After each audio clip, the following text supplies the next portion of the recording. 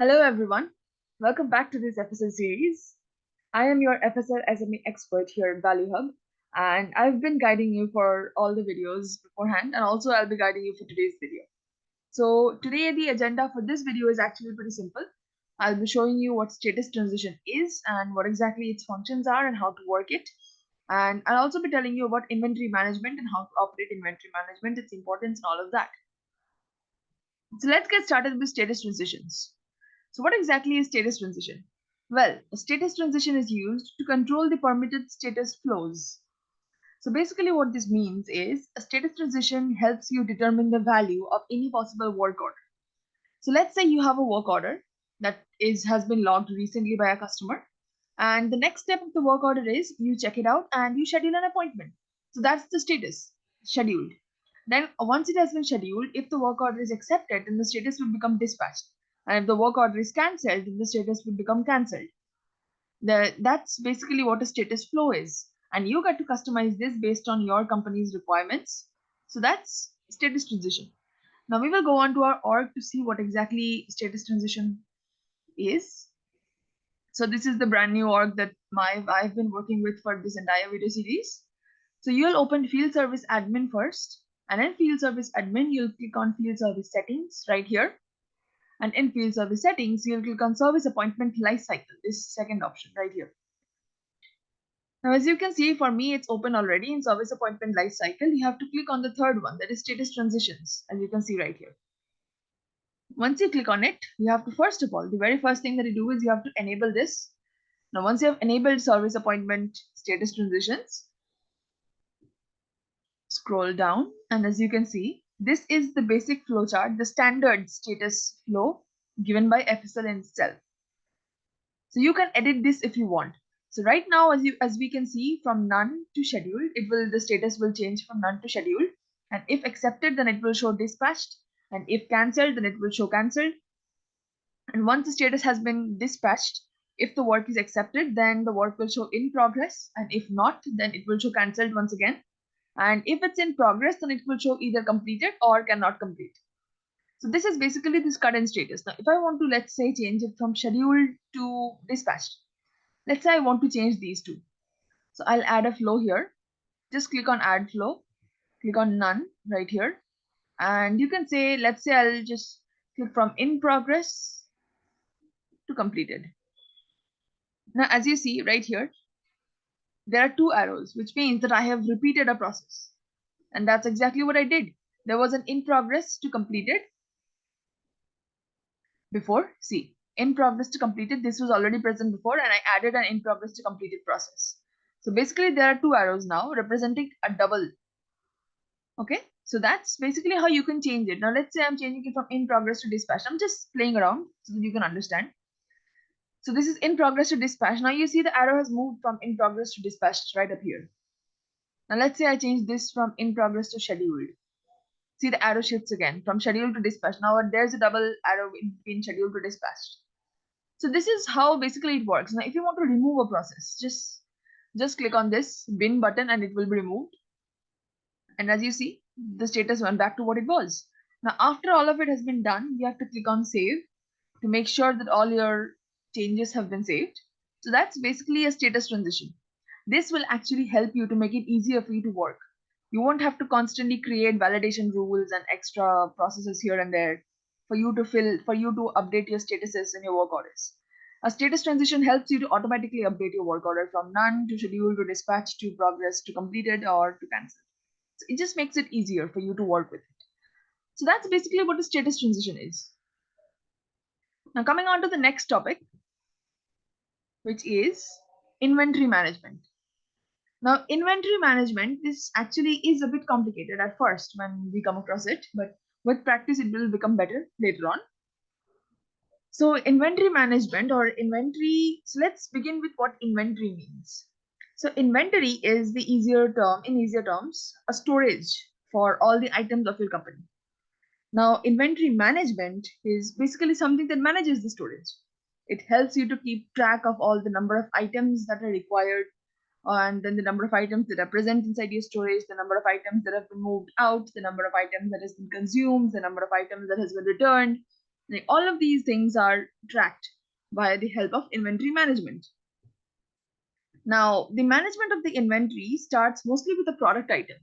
As you can see right here, the management of the inventory starts with a product item.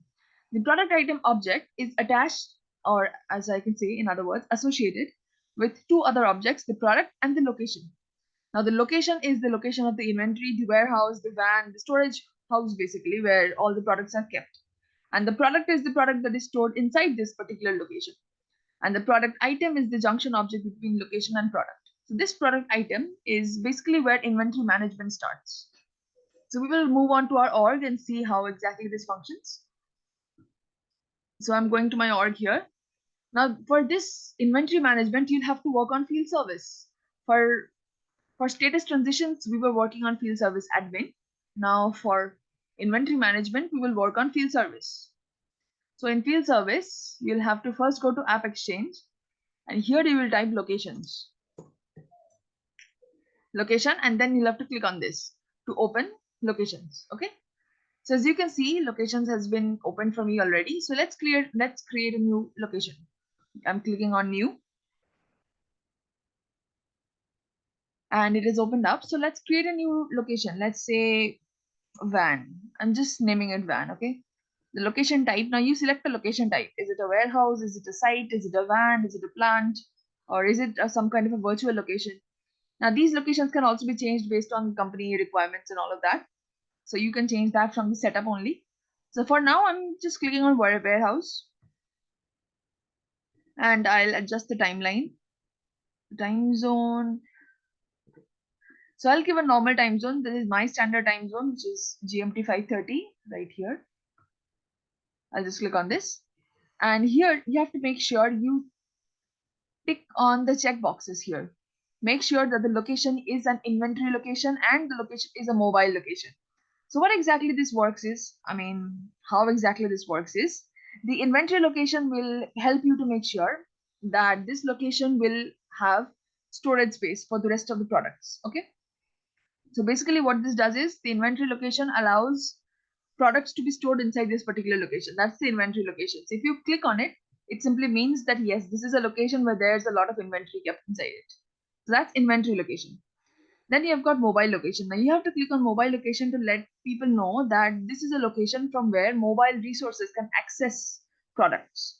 So let's say you're a resource or you have a resource and they need cables. So unless and until you have clicked on this mobile location, that particular resource of yours will not have access to this location and they will not be able to get the cables that they require. So this is why mobile location, clicking on this is actually very important.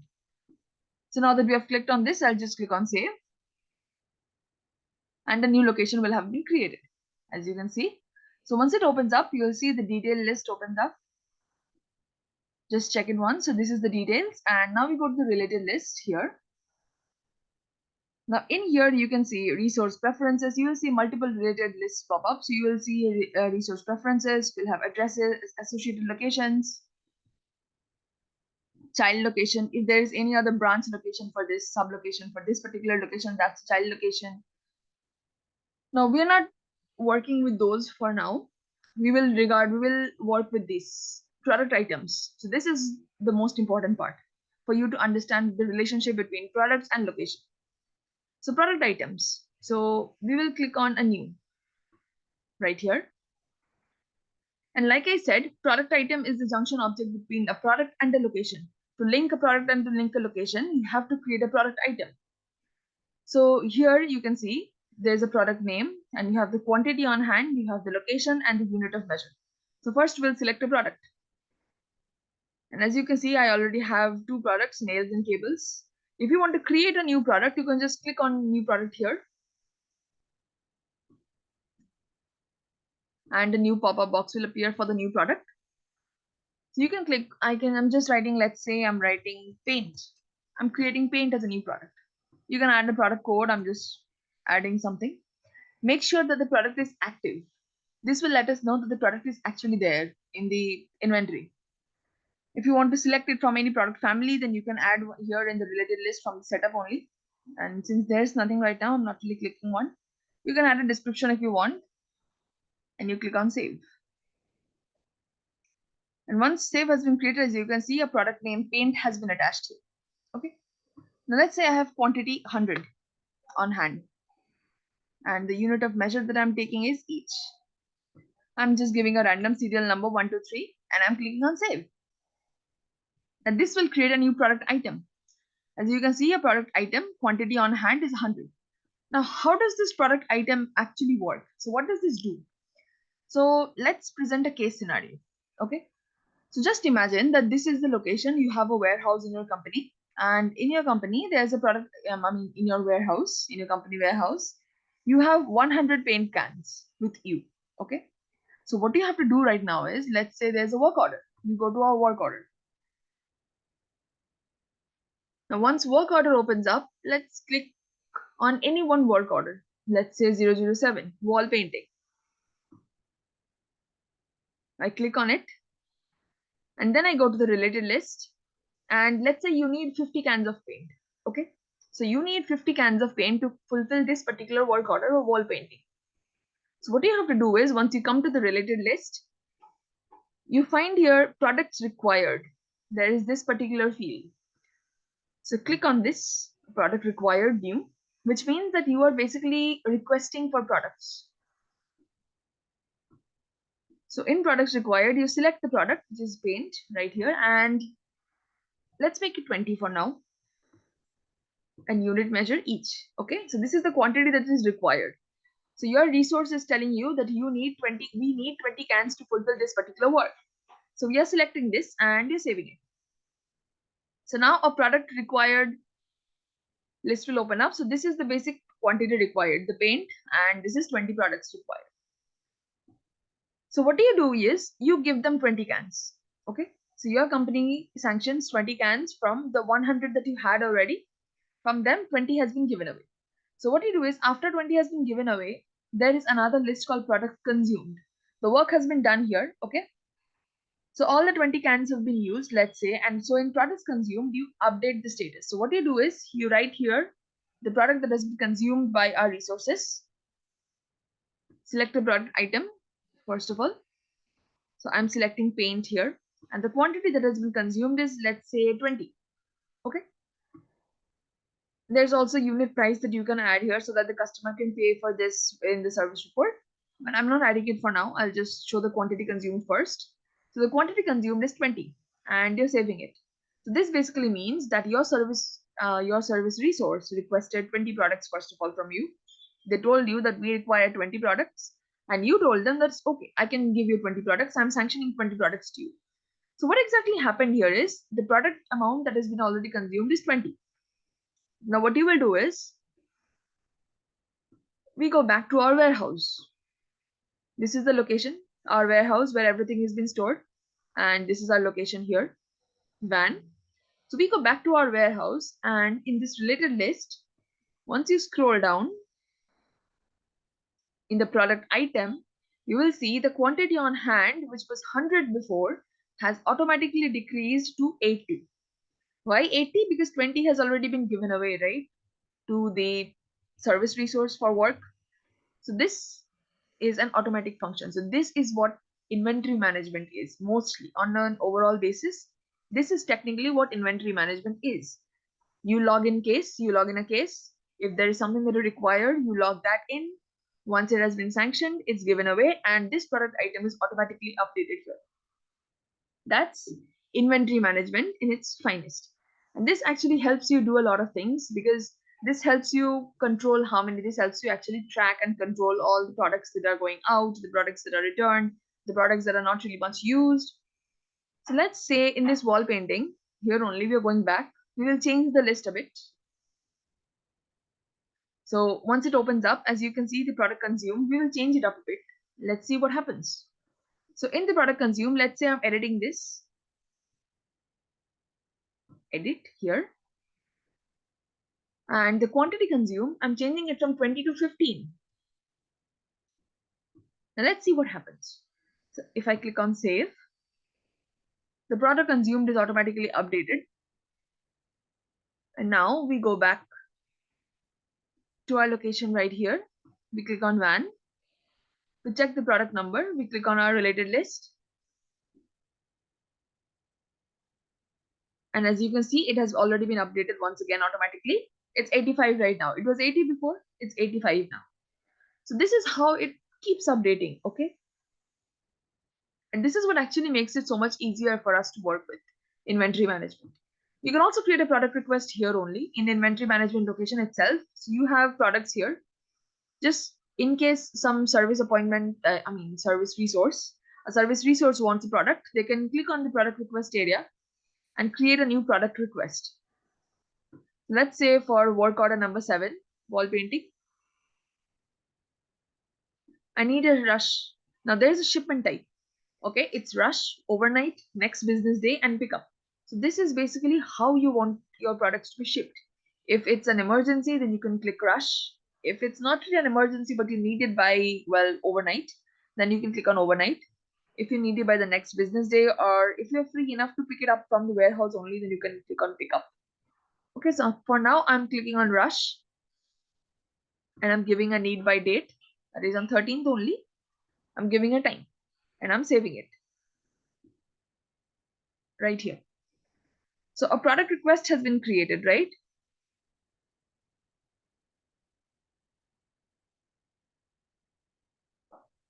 Now, if we go back to the work order in itself, we created a product request on the work order number 7, correct? And the wall painting. As you can see in the related list, if I go on, you will see a product request will appear. As you can see right here, a product request had been created from the warehouse place only. Product request, source location, needed by date, this. So let's say this has been consumed. This is consuming another 10 cans of paint. Okay, this product request, this will consume another 10 cans of paint. So in product consumed, I'm updating this. I'm creating a new product consumed list. I'm creating paint, quantity consumed, 10. And I'm clicking on save. So once I click on save, this list gets updated. Now we go back to our location warehouse here. Click on van. And right in the related list,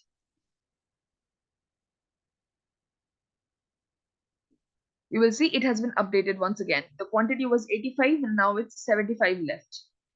So this is basically how this entire inventory management works. You demand for a product, you make the service resources keep a demand, you fulfill it, this gets automatically updated. So this is overall inventory management. So in today's video, we learned about inventory management and service transitions. Status transitions, my apologies. So if you have any doubts, you can drop your comments in the comment section. Just question me, I'll do my best to answer, and I'll meet you in the next video. Bye-bye.